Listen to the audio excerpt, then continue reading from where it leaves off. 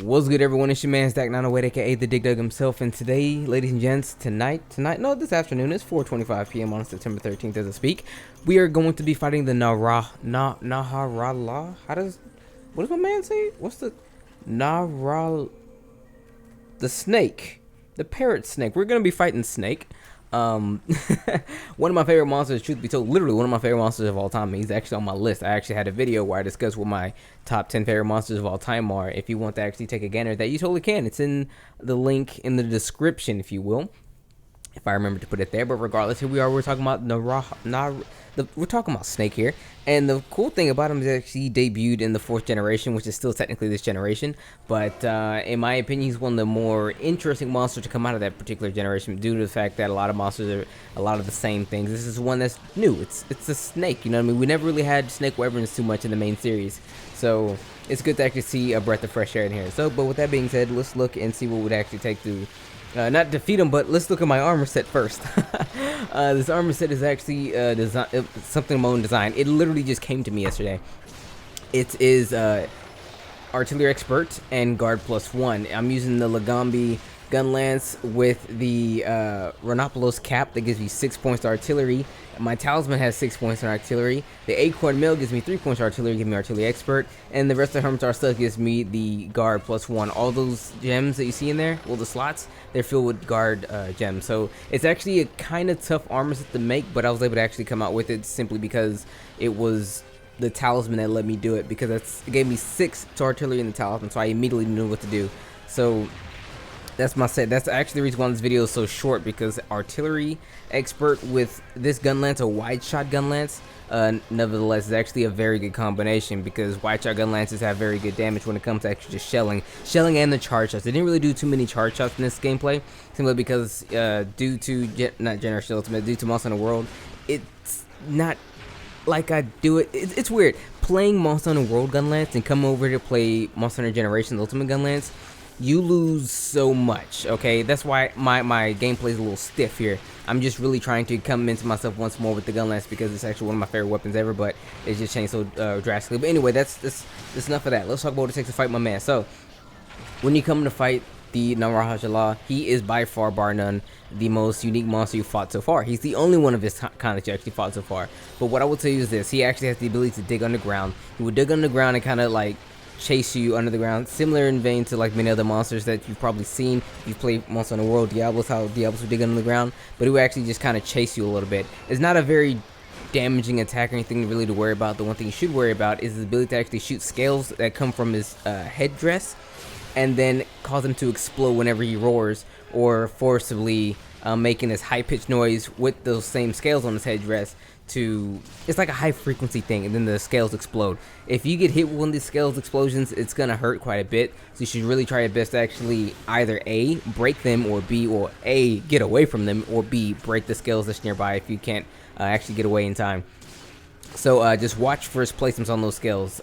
He actually throws the scales from his tail. I'm tripping. He throws from his tail, uses the headdress to actually emit this high-pitched noise, so that way it can actually blow up, so watch out for that.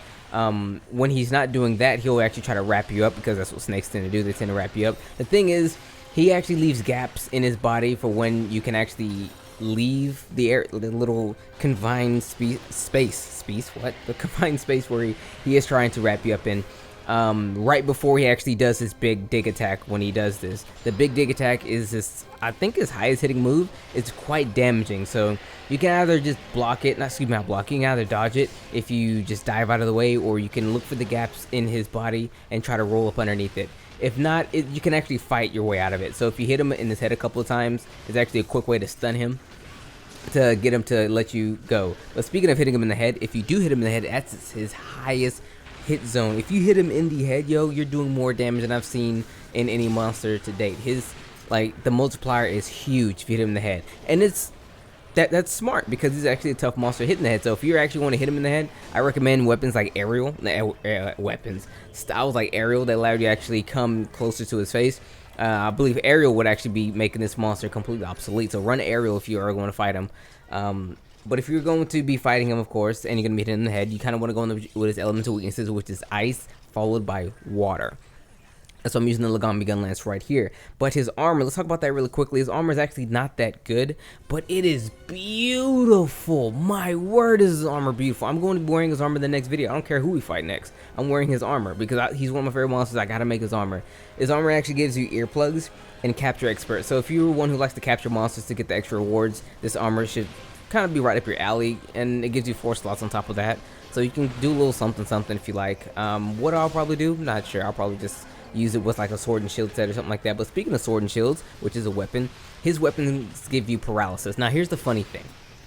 For about every weapon category, there's about, let's just say like 5 or 6 paralysis weapons throughout the entire game. His weapons, he actually has 2 forms. He has the regular form, and then he has his hyper form. His hyper form weapons we'll talk about a little bit later once we get into the higher rank stuff or whatever. I'll start talking about hyper weapons. But hyper weapons, for the most part, you should understand that they sacrifice attack for either sharpness or element. Okay, that's usually the case. So in the case of Snek, his standard weapons give you the most raw attack that you'll get out of a paralysis weapon, but his hyper version doesn't necessarily give you the most paralysis, but it gives you much more paralysis than the standard variant and a much better sharpness while losing some attack. But honestly, his placement between all the other paralysis weapons, about roughly the same. I mean, yeah, he has the most attack. He has the most attack, but also the least amount of paralysis. So if you wanted it for damaging purposes, you're looking in the wrong camp. So you should probably go for his other one. I mean, it's just weird. His hyper paralysis weapons are better than just his regular ones, but it really depends. It's a case-to-case kind of thing. It's kind of rough when comparing his weapons because they're kind of good for some, but not so much for others. And other monsters who have better weapons for paralysis also exist too. So for example, the Prowess Lances, there's 6 of them, and the regular one is like the worst one because it has more attack, but it's a paralysis weapon. You want to actually paralyze the monster. It only has like 18 paralysis. That's not gonna cut it. But his hyper one is technically like the 3rd best one. You know what I mean? It's kind of weird. So it's really how you want to actually pick the, your weapon, so to speak, when you want the element. It's kind of up in the air, but that's just particularly for the lance. But for the most part, those weapons and how they function all are kind of the same bit. But for the most part, that's pretty much all I can really say about Najarala. He's usually a tough fight.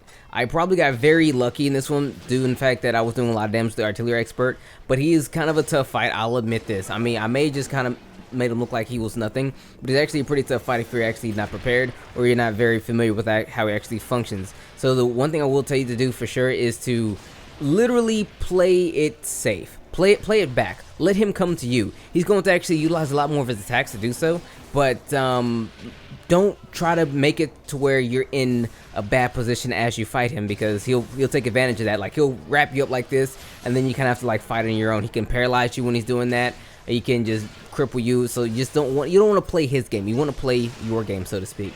However, if you are going to be fighting him long range, remember this: he actually has a pinning attack, and he will do this by throwing his body way out to snatch you up, and then he'll pin you by wrapping you up and everything. So watch out for that particular attack. It didn't happen here because I kind of played close to the cuff on his body, but just remember that he has the ability to fight close and far, but I would rather you fight him far if you're not really too sure, and then slowly make your way in closer. But anyway, guys, that's all I can really tell you about this particular monster. I wish I could had more time to tell you more, but this is what we got. So regardless, take care. See you next time.